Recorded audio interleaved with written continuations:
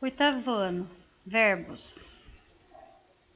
O verbo é responsável por expressar uma ação, um estado, um desejo, um acontecimento ou até um fenômeno natural. Por isso, essa classe é fundamental à nossa comunicação. Então, os verbos podem se flexionar em tempo, modo, voz, número e pessoa, tá? Então, aqui, gente, o número é singular ou plural. Pessoa, primeira eu, segunda tu, terceira ele, do singular. Primeira, segunda, terceira, do plural.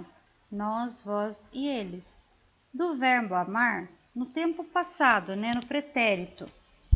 Amei, eu amei, tu amaste, ele amou, nós amamos, vós amastes, eles amaram. E depois no tempo presente e no tempo futuro. Esse aqui, gente, é uma forma geral do verbo, que nós aprendemos já o verbo lá desde o quarto, quinto, sexto, sétimo ano, tá? Isso aqui é só uma revisão, tá? No tempo passado, por exemplo, no pretérito, nós temos o pretérito perfeito, amei, pretérito imperfeito, amava, mais que perfeito, amara. Então, no futuro também temos o futuro do presente e o futuro do pretérito.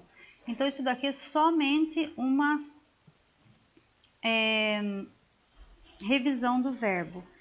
Lembrando que quando vocês têm dúvida se a palavra é verbo ou não, vocês flexionem a palavra, né? Eu amar, eu amei, ele amou, nós amamos. Então, tente flexionar. Se você conseguir flexionar a palavra no tempo, no modo, no número, na pessoa, ela é um verbo. Vogal temática.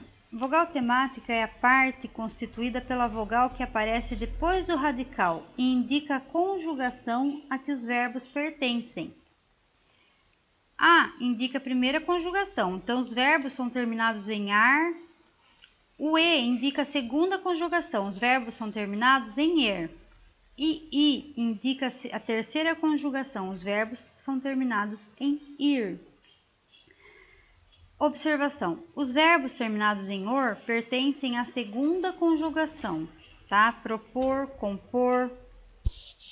Então, todos os verbos terminados em or pertencem à segunda conjugação. Os modos verbais. Os modos verbais, eles indicam as maneiras como os verbos se expressam. Então, eu tenho 3 modos verbais. O modo indicativo, que ele exprime fatos, certezas. Por exemplo, ele discursa muito bem. O subjuntivo é o modo que exprime desejo, dúvida, possibilidade. Exemplo, talvez ele discurse hoje à noite. Talvez chova hoje à noite. Então, é uma possibilidade. E o imperativo, ele exprime ordens, conselhos, pedidos. Nós vimos no bimestre passado o modo imperativo, como instrução, quando ensina a fazer alguma coisa, ou uma ordem, quando ordena que siga alguma instrução para chegar a um resultado. Nós trabalhamos bastante o modo imperativo. Então, o exemplo é discurse como ele, está dando uma ordem aqui, As formas nominais do verbo. Nós temos 3 formas nominais do verbo. O infinitivo, que ele expressa a ação em si, aí a terminação dele é sempre ar, er ou ir. O gerúndio, ele expressa o processo da ação enquanto a ação está acontecendo. Por exemplo, acordando, agradecendo, sorrindo.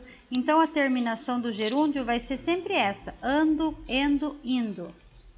E o particípio, que ele expressa o resultado da ação, quando ela terminou, quando ela já aconteceu. Acordado, agradecido, sorrido. Então, ado e ido são as terminações do particípio. Por que são chamadas formas nominais do verbo? Porque elas desempenham uma função semelhante aos nomes, tá? Substantivos, adjetivos e advérbios. Eu tenho também o particípio irregular, por exemplo, feito, eu não posso falar fazido. Ah, se eu tivesse fazido, não, eu falo se eu tivesse feito, tá? Então isso é um particípio irregular. Aqui temos algumas atividades sobre os modos verbais, tá? E as formas nominais do verbo.